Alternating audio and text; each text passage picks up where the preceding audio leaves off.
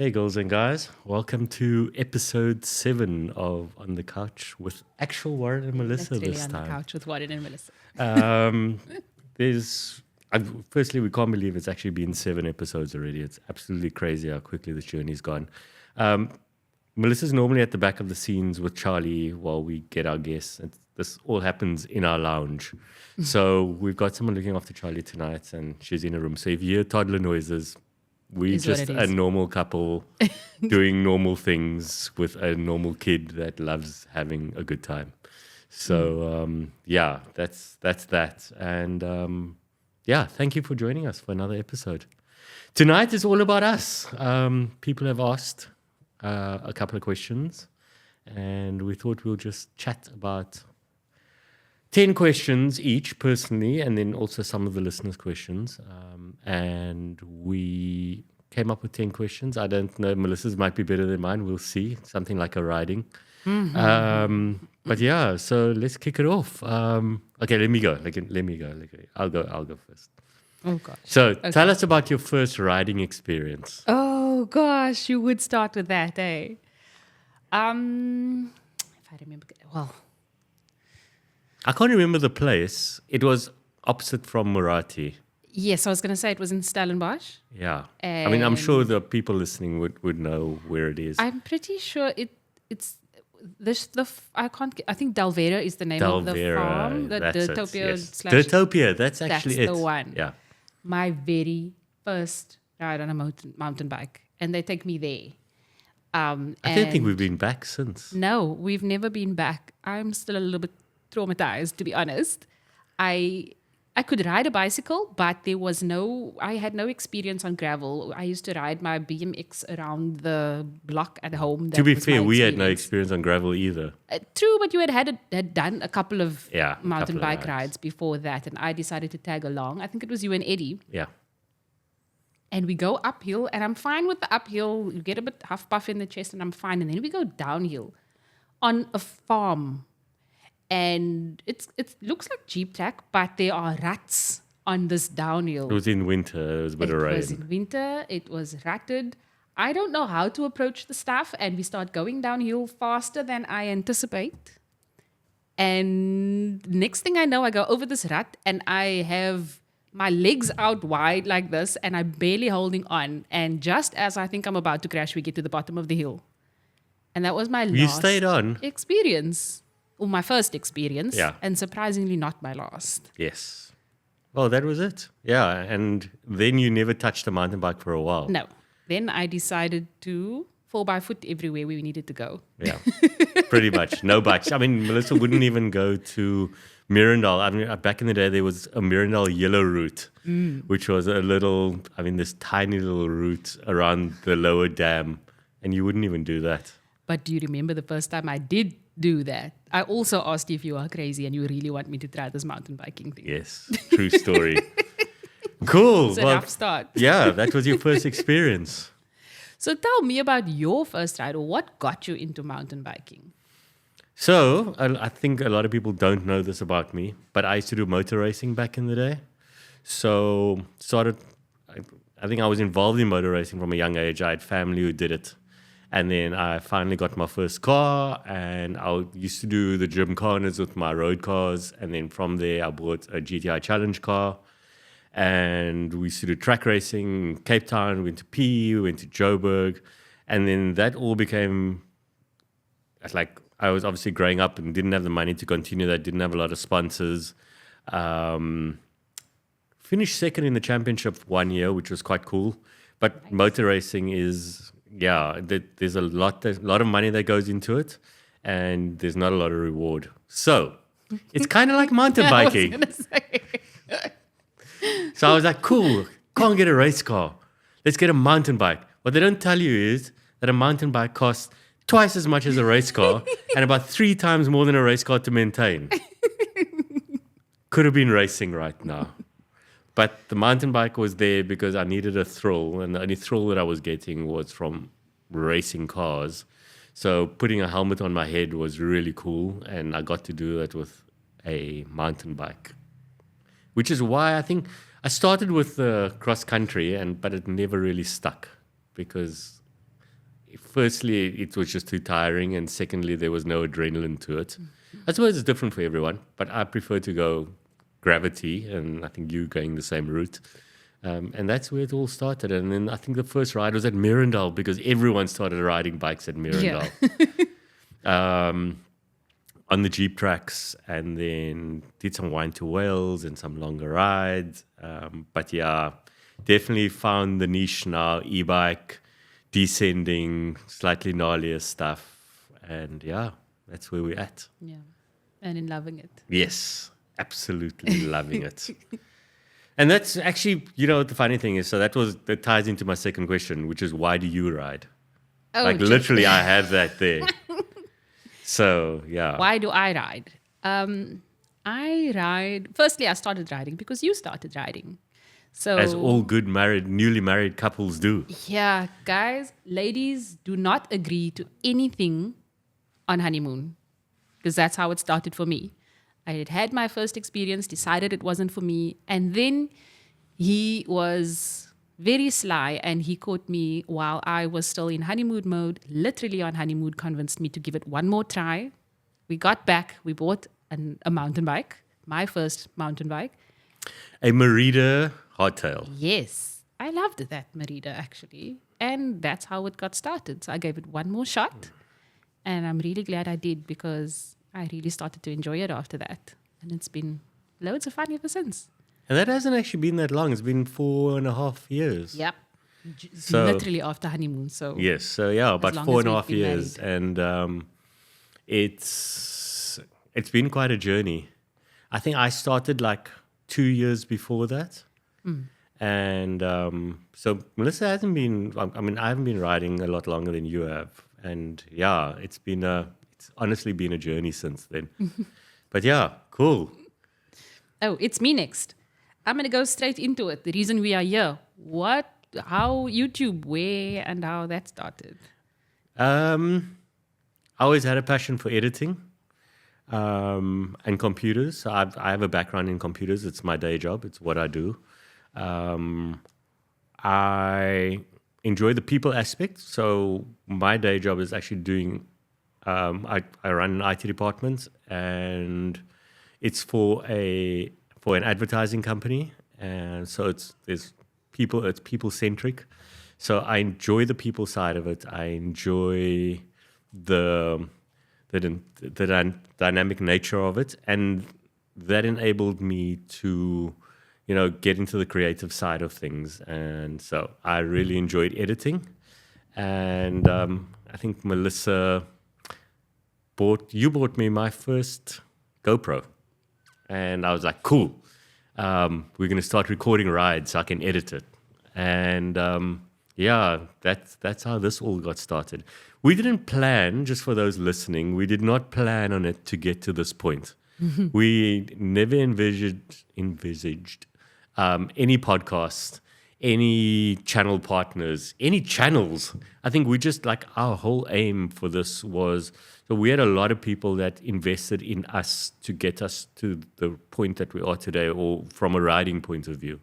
And our aim for the channel was always to give back to those people like us who needed to know what they were riding or needed to get a better understanding of trails and not at breakneck speed. Teo, we love you. But watching Teo's videos and it gives you a full sense of security. Also, everything looks super easy. They jump everything, and it's super fast. And you get there as a normal person and a weekend warrior, you're like, whoa, this doesn't look what the video looks like. Where did that rock even come from? Yes, we've got friends, Clint, I'm going to call you out on this one. But Clint, we'll say to him, dude, what's this line like? And he's like, no, you just ride over it. And you get there, and literally it's like hip height. And he's like, no, just ride off it. And that's the perfect thing, perfect example. So the idea for this channel was to bring video across that is relatable for the weekend warrior. And that's how it all got started. Yeah. And we started with one video, and now we are on 178. Yeah, we literally have a library now of videos. Yeah. And you spoke about people who invested when you started riding and we started riding. And you're specifically talking about, I would imagine, well, for me, it's because when you started riding and you introduced me, it was like the slow coach riders. Denzel Bart. Denzel, exactly. Denzel the legend. And I'm sure a lot of people know who he is. But like that man, just like the way he spoke about mountain biking just made you fall in love with it. Yeah. And welcome back to the sport, Denzel. I know that you've just got your new permit and you're on your way back. Denzel took a little bit of a sabbatical. And but yeah, there were just so many people who they were so encouraging, and we never knew what we were doing. I mean, I was 39 years old when I decided to take up the sport. Had never ridden off-road or on a mountain bike in my life before. Also, a massive shout out to Louis Bressler. He used to have a container at Mirandal. Oh, yes, at Mirandal. Back in the day. Jeremy used to be there. Jeremy's still with him, believe it or not. And they used to service out of a container. They then moved into a shop, and from the shop, they moved into Durbanville. But that's where it all started. And then getting my first dropper post and going one by. And so I'm a techno geek, and I love researching and doing things. And this mountain bike thing was absolutely perfect. It's like Lego for big people. Except I might have money for Lego. I just don't have money for the mountain biking side of things. But you make a good point, because when you started, and because you rode so much at Mirandal, you would often come home and say, oh, I stopped in at Nype and the guy said this and Louis said that and I spoke to them about this. And then you started to kind of tinker on your bike more so than just riding. Yeah. And now you're just finding more and more people to tinker with. Yes. Savage. Yeah. Crazy man. Yeah, so it's been a journey, and yeah, the whole aim for the channel is just to give back. Give back to the weekend warrior, the everyday person out there that has got no clue of what they're doing or how they're doing it. And that's why we're partnering with people like Rob from Rubberside Down, where we can, it's so cool to see what he's doing in the community. And he was actually the first person on one of our podcasts. I'm sure you know, but the listeners can go back and have a listen. Rob's absolutely amazing. And he's actually coached us, both of us, to where we are today. So, yeah, just a massive thank you to everyone. Anyway, long story short, running versus riding, what some of the listeners don't know, Melissa, before she started riding, was a runner, as are most people who are doing this sport these days, apparently, except for me, as you can see by my physique. The benefits of running over riding, and do you still want to do it?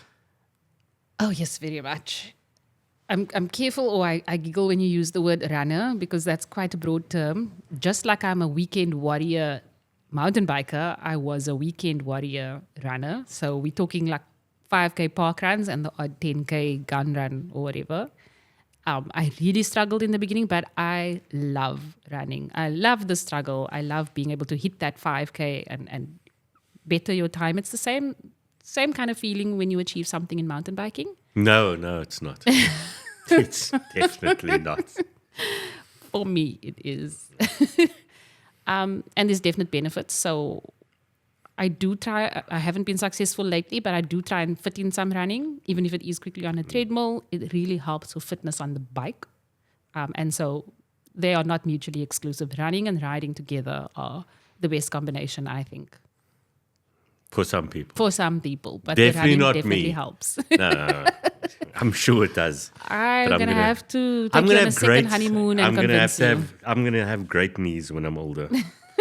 But obviously, with us having a kid who's now 1.5, who's super independent, and we're obviously trying to encourage her to get into the sport. And all she watches is TV, so I think we're kind of brainwashing her. But I mean, do you think there's any pressure on Charlie to take up the sport or be successful in cycling?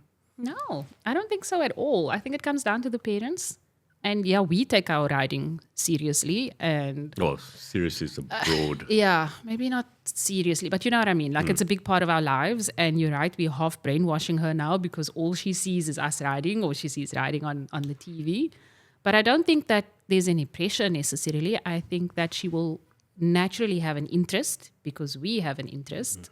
But I don't think we are the kind of parents that are going to pressure her. And I, for one, I am hell-bent on making sure that wherever I can, if she expresses interest in anything and we are able to, I want her to explore everything that she has an interest in, not just mountain biking. I don't ballet, but if that's what she wants to do, by all means. I'm a bit nervous about her taking up motocross, but if that's what she wants to try out, okay. not that that's an invitation for you to brainwash Mental our note. daughter. We need to get Charlie on a motorbike. So that was also the other thing that I just thought, like, especially for people who are in the cycling community and have kids, like we've got friends with kids who are professional sports kids, not sports people. It's so important that it's their interest that gets put first and not 100%. ours. Yeah, It was difficult for me because I really wanted to be a cyclist, I'm sure you especially in downhill and enduro. I wanted to be Frankie. Frankie, big shout out. We love you lots. So maybe it kind of moves on to the next one. So if you could give, we had Frankie on the show and she was saying how important it is for her to give back to the community. If you could speak to the woman out there, like what would be like mom, runner, non-cyclist, like how do you get into this crazy sport? Like what would your advice be? 30 seconds. Look, I've always had this philosophy of always try anything once. And so you don't know whether you're good at something or not unless you've tried it. So number one thing is just don't be afraid to try it. Or find somebody who is kind of an accountability buddy. So I have you, who's just not going to let me not do something. Have somebody that's going to motivate you. And if you enjoy it, pursue it and make the time and find the time. I am very lucky, especially as somebody who has a demanding job and we have a toddler. I don't think I would make as much time for it if it wasn't you. And the point here is... Speak about toddler. She heard her name. But for me, the easiest is to find somebody to do it with. Somebody that you're accountable to or somebody that motivates you to go. As soon as you invite a buddy along or you say to somebody, I'm interested, as long as there's somebody else that you are accountable to, it makes it so much easier to do it. Yeah, and makes then the sense. other thing is just to have the confidence to just try. You don't have to be amazing at it. We are not amazing at it, but we have fun. Yeah, I think that's the important thing. I think we definitely have fun with what we do, but we surrounded ourselves with good people and good mates and like every time out on the bike is just, it's a laugh. It's an escape from reality. And it's also a good time for Melissa and I because it's the only time we really get away on our own, away from life. So for me, it's a massive part of what we do. And it's important you know that. Like for us to ride together, it's more important for us to ride together than it is for me to ride on my own. Because it's not just about the riding. So that was my question. Yeah, you like just went all out on questions there. Two. So you can ask two now. Okay, so I can ask two now. You were talking earlier about kind of the cost of mountain biking versus cars. But what has been for you the best upgrade or enhancement that you've made to your bike? And what would you still like to do? I don't know if there's any more upgrades I can do on my bike. It is... So there's a little saying called all the gear, no idea. Yeah. Hey, that's me. I have one of the coolest bikes out there. I know that it's different for everyone, but I really like my bike. But it's also a bike that we built up over time. So it's got the components on that I really like. I think for me, the best, if I were a weekend warrior and I was going out and I had to buy something that my entry-level bike doesn't have, from a safety aspect and from a fun aspect and from just having the best time on your bike is a dropper post. Yeah. Okay. Like, hands down, probably the best invention in mountain biking ever. It's just, it changed everything for mountain biking. You're able to move around on the bike. You're able to do more things. And you can do it safely. Yeah. But on my bike, there's two things. I'm very fortunate to have a really good suspension setup. And I think that's probably the most important thing, because I'm getting older and I want something that's comfortable and plush and nice. So we both got really good suspension on our bikes, but mine, I really, really enjoy it. But it also goes hand in hand with people who help you set it up. So the guys from Stoke Suspension, I know we always talk about them. Andrew's been on the show. But without them, that awesome suspension wouldn't be awesome. But yes, 100% my suspension, best upgrade ever. Yeah. How many bikes should you have? N+1. There's no such thing. Like I was saying to Melissa, or I was saying to you, we're always talking in third person. It's so weird. Because we got the camera and then we got the podcast. But anyway, we're on a podcast.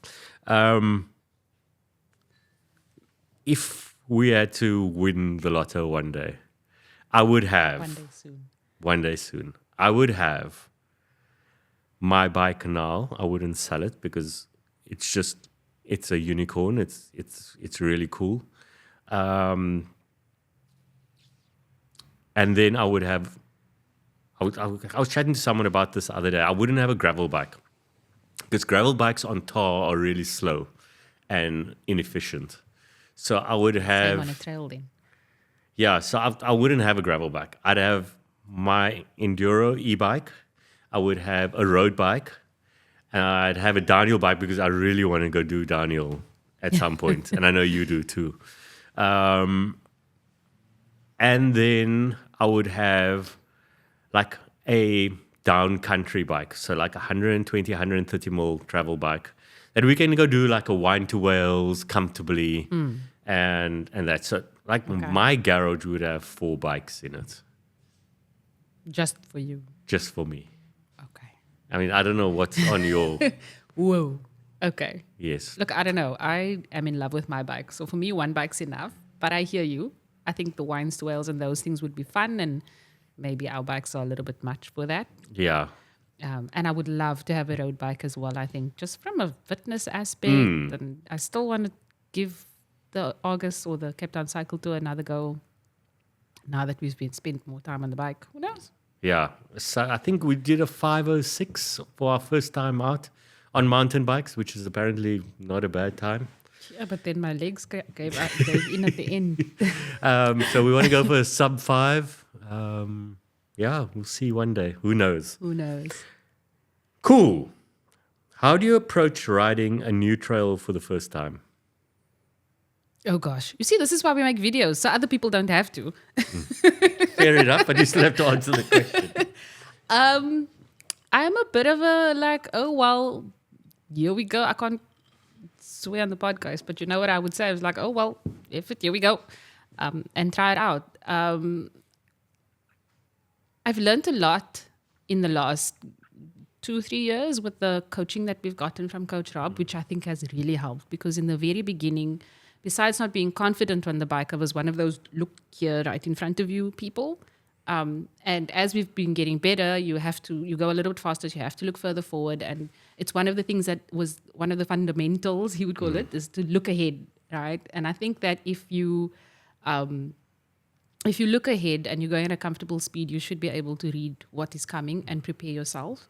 But if you're riding something for the first time, I probably wouldn't be the first one to go down the trail, number one. If I had you the did choice. it at on Bridle Path. On Bridle. But to be fair, we had people with us that could guide us and who had been down there before and could at least tell us what to look out for.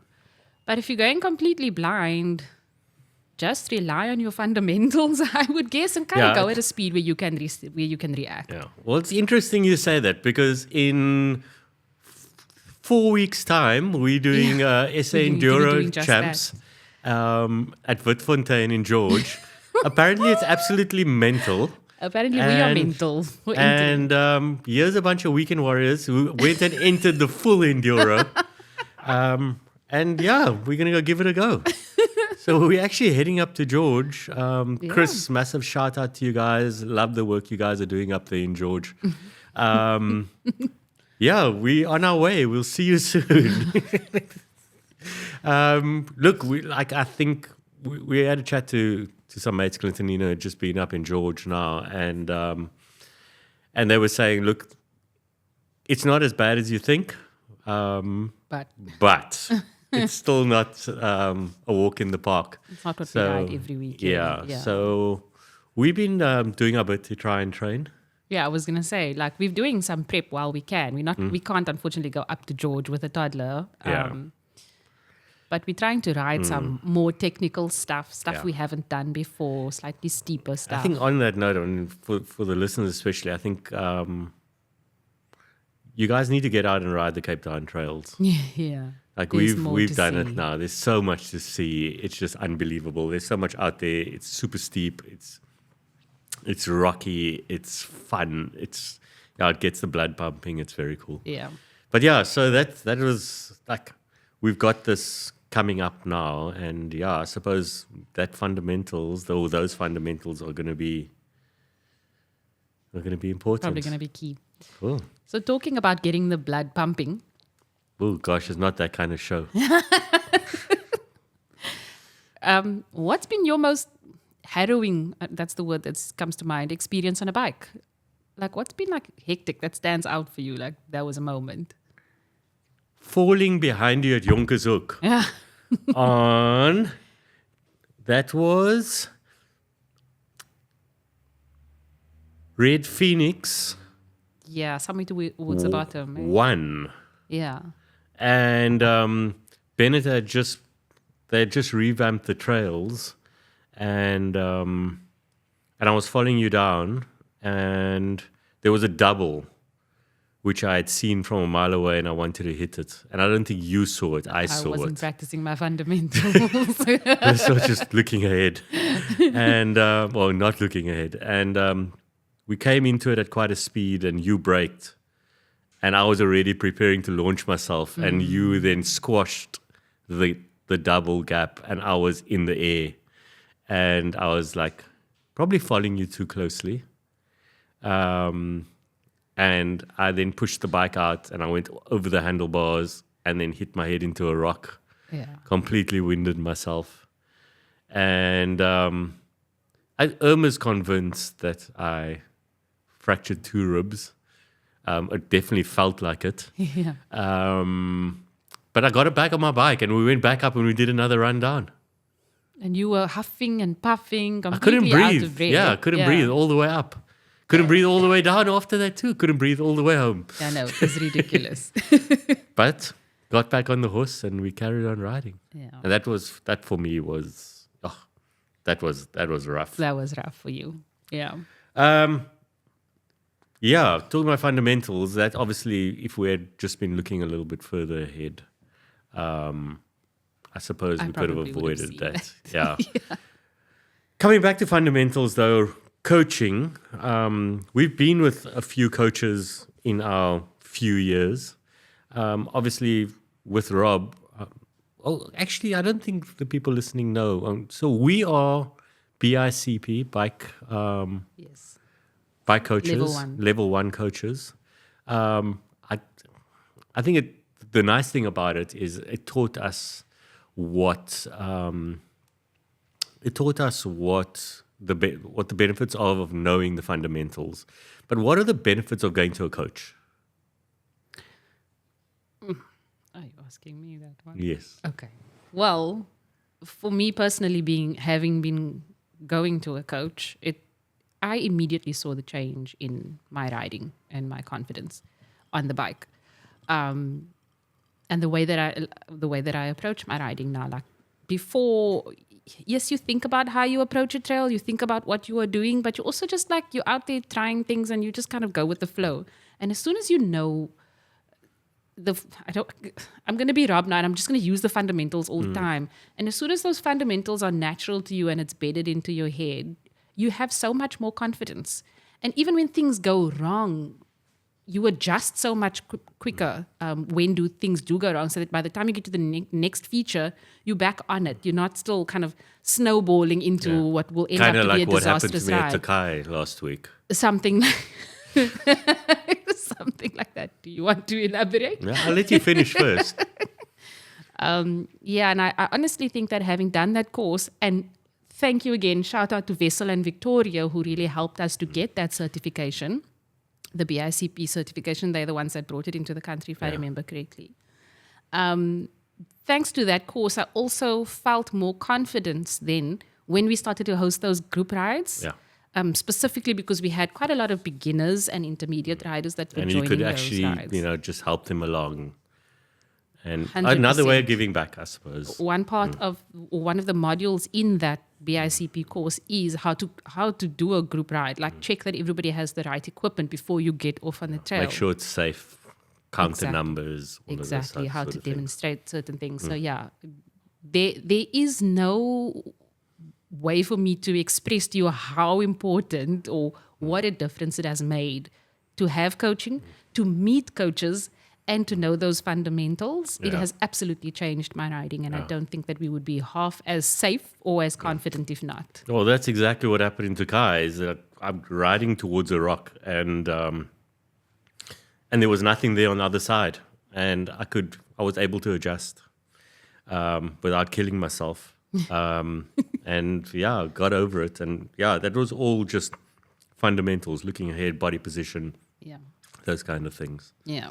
But cool. So I have a couple of more questions, but mine is more back to the YouTube channel. Okay. I don't know. I'm sure that everybody knows, although I might be on the video or on the camera, but you are the one behind the channel. So you deal with a lot more. You deal with content creation and the social media side of it. It's quite a big investment, right? Aside from your day job, like there's a lot involved in it. So I really just want to come back to that.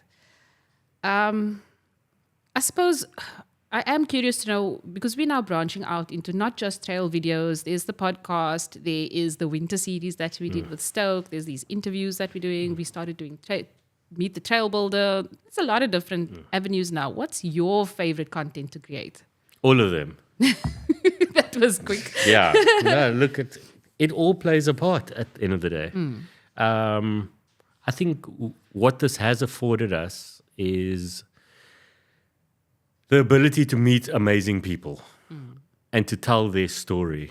I don't think that a lot of people who are in this industry, I mean, they do it because it's a selfless job. And I think I've taken it on your behalf, of telling their story to the people out there. These trail builders that do amazing work, they don't like to talk about it. The fact that we can showcase the work that they're doing and what goes into it, so that the normal people out there can understand or enjoy what they ride.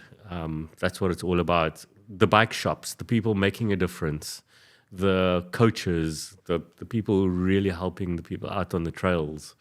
And I want to do as much as we can to highlight the industry as best we can. So all of it. Love, love, love, all of it. My next question. Oh, you have more? Yes, a few more. Oh, gosh. 2 more, actually. Flats versus clips. Oh, So you went on a journey, and for the people watching the video, we'll tag above the journey Melissa went on. But you started on flats. No, you started on clips. And fell a hell of a lot less than I did when you started. And then when we did BICP, you went to flats. We both did. Yeah. I did it just for the course. Melissa did it for much longer.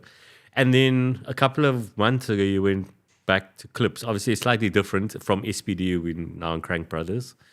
But different type of clip. Yeah. More focused to gravity. Yeah. But back on clips. Yeah. Why? Well, just because there are people out there in the same boat as you. Yeah. So people are going, oh, I'm riding flats. They say it's better for you. Oh, I'm riding clips because it's all I know. Like, what goes into it? So like riding a hardtail bike and riding a full suspension bike, like each of them have had their benefits. And so with the clips, the reason why I originally went to flats, it was just before we did BICP, so it was convenient at the time, but also I was really struggling with my cornering. That was for me the biggest issue. And being clipped in, I didn't want to have the awkwardness of trying to unclip if something went wrong. And I didn't have great form or technique at the time. So if I was making a mistake, I was getting wobbly on the bike and I couldn't unclip and I didn't want to keep falling. And so going to flats was really to be able to give me the confidence to put a foot out when I needed to. Yeah. What I didn't realize at the time was when you ride flat pedals, you need to actually have much better technique than when you would have clips in, because the bike is less forgiving when you're going over rough stuff or bumpy stuff. Yeah. Then you have to make sure you have to be responsible for your foot staying on that pedal. Yeah. Hence the foot wedge. So look, the foot wedge has been life-changing. But I'm getting lazy. And we started... Guys, we are getting older. We're getting lazier. And we started...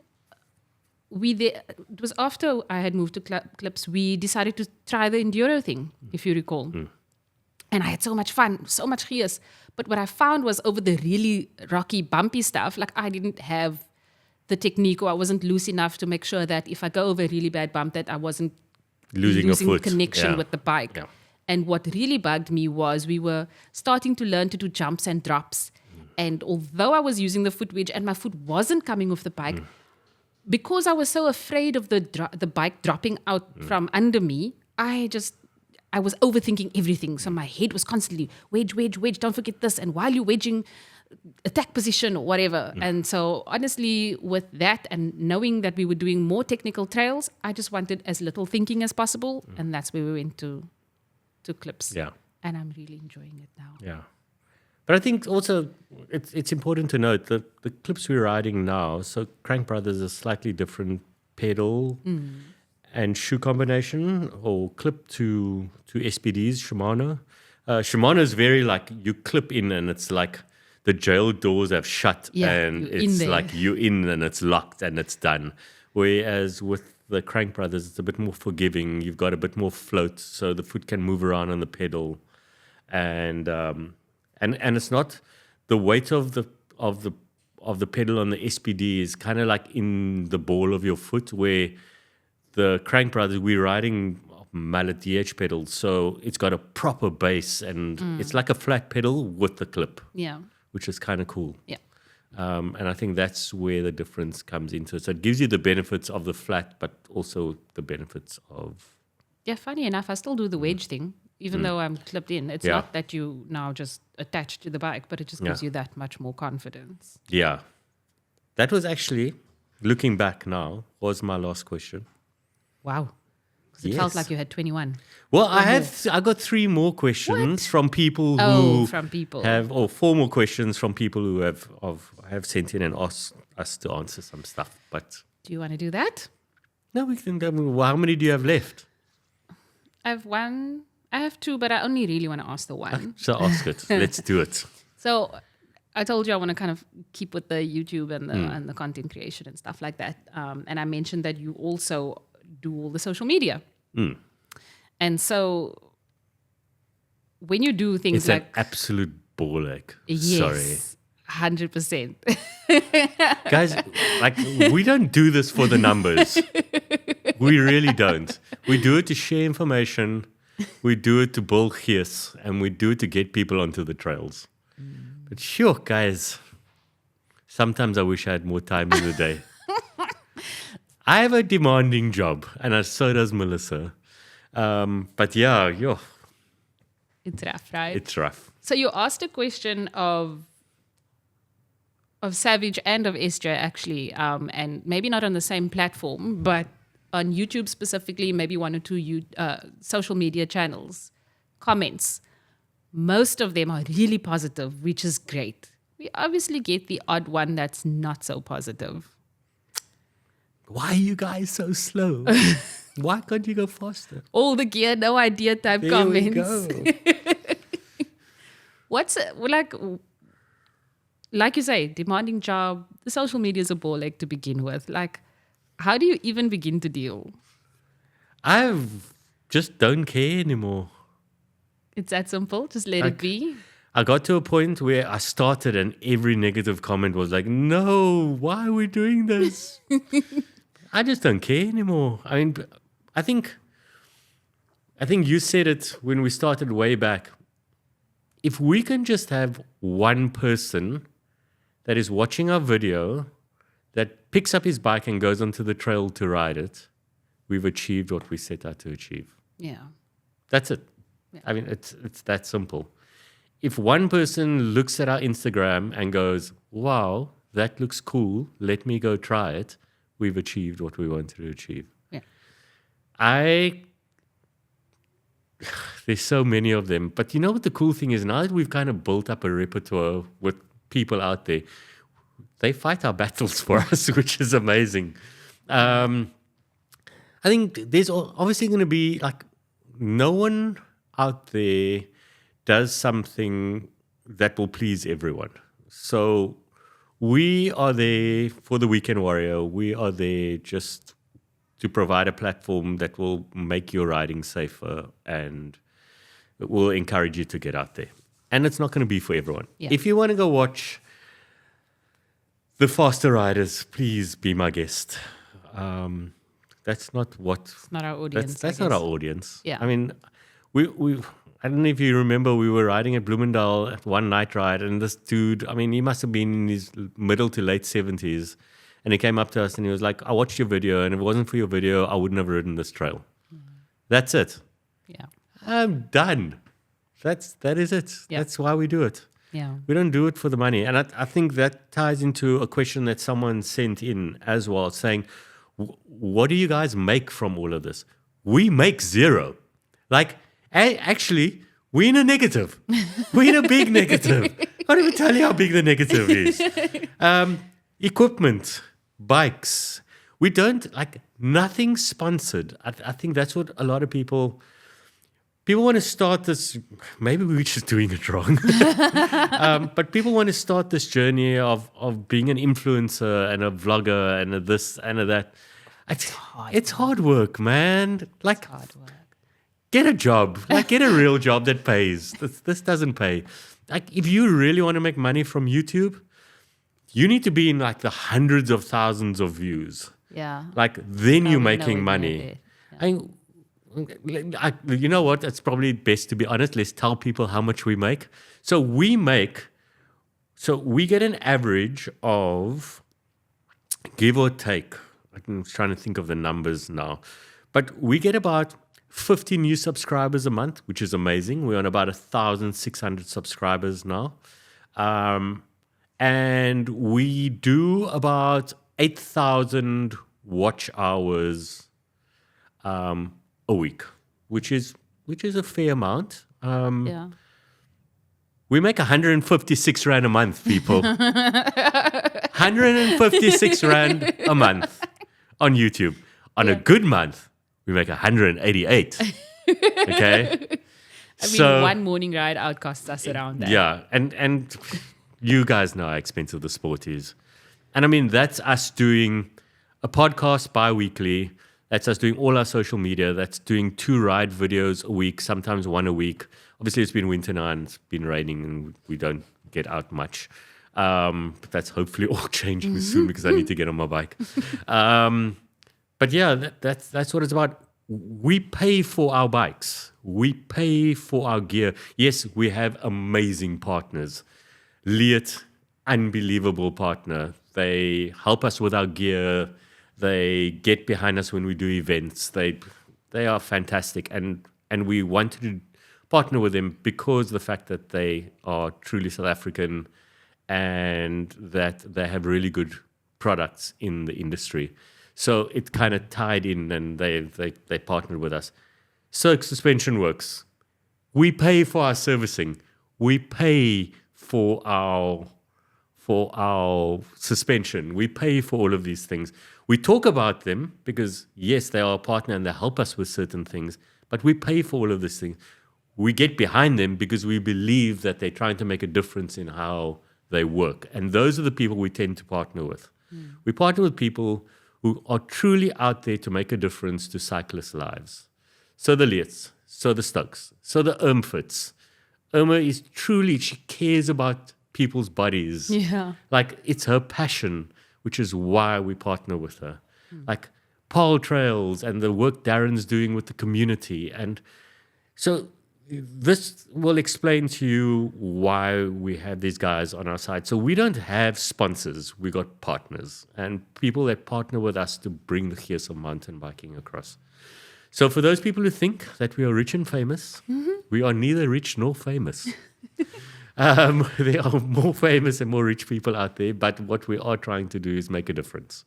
So yes, please like, subscribe, and do all those cool things, because maybe one day we'll be able to do and buy something cool with our YouTube earnings, but it's not going to be in the foreseeable future. So yeah, that's Cool. that kind of answers your question and the question that someone sent in. There were two more questions that people have sent in. I'll save, there's one that I'll ask last. But Clinton asked, different Clinton to our mates Clinton Ringquest, who actually was a prize winner on our channel. And he said, this one's for Warren. How do you manage to overcome your fear when you get to a sheer drop next to you? Like the Donkey Trail or Irish, and a few trails to mention. But your fear, why did you choose mountain biking as a sport, knowing your fear of heights? What and why? I didn't know it was going to be this hectic, eh? Dude, I put a helmet on, strap me into a car, I've got a roll cage around me, life's peachy. Like, then they decide to take me up Irish climb to Irish 7 at the top of Jonkershoek, and I almost pooped myself. Yeah, Like, it was bad. like my hands were shaking, they were sweaty. I didn't want to look to the right. It was horrible. Got to the top, and I was like, it was the worst thing that I had ever experienced in my life. And then you get to the top, and then they tell you to go down Armageddon 8, where there's like sheer falls on the right-hand side, and you're coming down there at like 30 k's an hour. And I think, Melissa, you didn't want to ride your bike for 2 weeks after that trail. Yep, 2 weeks. And she's not even afraid of, you're not even Not afraid of heights. We didn't fall. Nothing bad happened. It was just terrifying. And yeah, I just think, but if there's only one piece of advice I can give you is that just keep doing it. So we ride Yonkers quite a lot. It's the mountain bike mecca in Cape Town. It's just Yonkers, and there's nothing better. But the more you do it, the easier it gets. It really is easier. We went to do the Cape Town Adventure video a couple of weeks ago, and Savage took us down that shale trail. Guys, like, you watch the video, and it doesn't look anything half as steep as it is. It's mental, and it's loose and rocky. And I did it. I was like, I think I've turned a corner. So yeah, So your advice is just keep doing it. do it. It doesn't get any easiasier. there's no magic. Put cotton wool inside your gloves to absorb the sweat, and you'll be fine. Like, and just don't fall off and fall over. I've Yeah. seen it one too many times. To maintain your momentum, though, is a big one. But I right? suppose it all ties back into fundamentals. Yeah. Look ahead. Yeah, Don't look to the side. yeah. Make sure your weight's balanced nicely on your bike. Make sure you're pedaling and keeping momentum over everything. It's the same sort of thing. So, yeah, go find a coach. Yeah. And walk what you can't. Yes. ride. Like we're not even shy to put that in our videos. Walk it. We get off and walk. Yeah. I'm fine with that. Go watch someone else's video if that's not for you. It's okay. We're not in it for the viewership. We are literally in it to bring you some gears. Yeah. So yeah, that's Clinton. That would be my bit of advice. And then a question from Warren, kind of for both of us. So, what is your drive and motivation to become a better rider? To become a better rider, just to have more fun. Since we've had coaching, since we've been getting better, since we've been upping our riding, we've been having more and more and more fun. Yeah. Riding and meeting people. Like, what this has afforded us is to meet some amazing people, to your point. And I'm just loving the community. I'm loving the new people we're meeting. Yeah. There's very few, if any, people in mountain biking that, well, when I say mountain, I mean like mountain bikers, like, or the gravity people we've been meeting where, there's nobody that's not fun and genuine. Guys, there's so much here in downhill and enduro. Yeah. I'm not taking anything away from the cross country and the gravel guys. Like, everyone's got their thing. But just come check out a Western Province Enduro at some point, preferably at Conti's. Rob, massive shout out. Great trails. But yeah, come check it out. The downhill events, they're doing some amazing stuff. Yeah. And the people are just so friendly. And they make you feel so welcome. Yeah, so relaxed. Yeah. And that's why we're doing Witfontein, not because we think we are super mountain bikers, but because we don't want to miss out on that. Yeah. The party, basically. Yeah, so Warren, I think the same for me. We do it because it's fun and we enjoy the process. Well, I enjoy the process. I enjoy getting faster. I'm not doing it to break records. I'm not doing it to be a Strava king. I want to be better so that I can have more fun. Yeah. I think that's it. I don't want to be second guessing things. I don't want to be. That's the drive to be better, is to just go out and like finish a ride with a massive smile on your face. And then the last question, which I don't even have to look at my phone. Who's the better rider? I don't think that's a fair question. I think honestly, like, jokes aside, I think you are a better rider. But I think it's also because Melissa's younger than me. So Melissa's had the fortunate... No, but just think about it. You've had the fortunate, or you've been fortunate to start your mountain biking with coaching. Yeah. So your basics, your fundamentals are there. Yeah, You didn't have early to, on. like me, like back in the day, rode a BMX, whatever, and now coming and then self-taught, falling over things and then going for coaching and then having to relearn everything. It's like scar tissue. So you heal up completely and then Irma goes, oh, wait, yeah. And that's kind of why I think you are progressing so much faster and you're on pretty much all of our levels now, is because you've had the coaching and the right technique. But that's what I was going to say, is that maybe the perception is that I'm a better rider because my progression has been faster. But because you started before me, and so I had the benefit of your learnings, I had the benefit of coaching sooner on.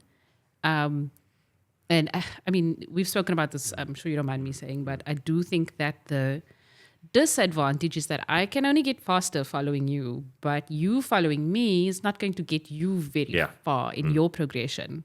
And so because we're doing so much riding together with the limited time that we have, there is that element. We're reaching a bit of a plateau. Yeah.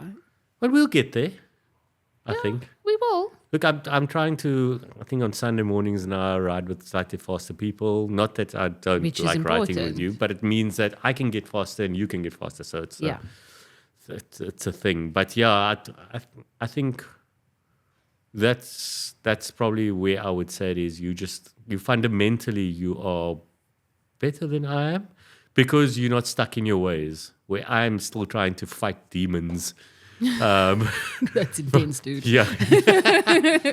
those unclipping demons. But yeah, that's kind of where we're at the moment. But yeah, no, this was fun. Are we out of time? No, there's no such thing on podcasts, apparently. So, and I don't know if we even have the answer to this question. So we've gone from trail riding videos, building a library of that. So we've covered pretty much most of the Western Cape right now. It's gone to meet the trail builders. We've done interviews. We've done shop tours, podcast now. Gosh, where do you think? Where I think we're going to go from here? We have to go overseas. Why do I feel like you've had that answer ready waiting for me to ask? So there was a comment on our Instagram. There's a mate of ours. Actually, you guys, I think you obviously know, we know them quite well, but you guys will know Julian and Colleen Lowe. So Julian's son, Morgan, is working in Mozine right now. Trying so hard not to hate you. Yes, Morgan, we love you, but hate you immensely. And he commented on a post of ours the other day. We were saying, it's raining. And he was like, it's not raining in Mozine. And yeah, so we were very close to going there 2 years ago. 2 years ago. And then we found out that Melissa was pregnant with Charlie. And that then put that on ice. But we are coming, Morgan. We are coming. We're taking Warren and Melissa international. Well, first we're going regional. We're going to George. Yes. I think that's the next big thing. We're going to George. We're going to go film all the trails with Chris and his guys. We're going to bring you guys some interviews with Chris and show the great work that they're doing up there. And then we need to get to Joburg at some point and go ride. Everybody talks about Kaartkloof. I hope I'm saying that correctly. Yes. I would love to go check that out. Yeah. That's in KZN though, right? Yeah. Okay, so we actually have some... So there's some local stuff. People always say, like, just explore your local before you go overseas. But I'm ready for Mozine. Ready for Mozine. Look, I mean, if there was a Christmas wish list for where we would take the channel next, Whistler would be like the star on top of the wish list. Okay. And then the tinsel would be Mozine, and then right at the bottom, there's somewhere close to the stalk would be like Joburg. But yeah, that's the aim. Yeah. But yeah, we'll see where it takes us. Cool. But yeah, so I must say, massive shout out to Melissa. Thank you for this and for all the work that you're doing on the channel. Well, all the work you are Our doing factory rider on the channel. Melissa's my favorite factory rider. So yeah, but thank you. And yeah, I hope for the listeners out there and the people watching that you found this entertaining. Please leave some comments below. Let us know what you think. If there's any ideas that you have for what you want next on the channel. Oh, yes. Yeah, just let us know. Let's see what we can do. Like I said, this is all self-funded. This is all using our own time. We have day jobs. But we can... So we could use your help and some new ideas or cool stuff. Yeah, it would be amazing to incorporate people out there and your ideas. But yeah, till next time, we've got some cool people coming up. A lot cooler than what we are. Yeah. And we'll see you... Normal programming will resume now. We'll see you guys shortly. Episode 8, dropping soon. On its way. Cool. Cheers, Yella. Thanks.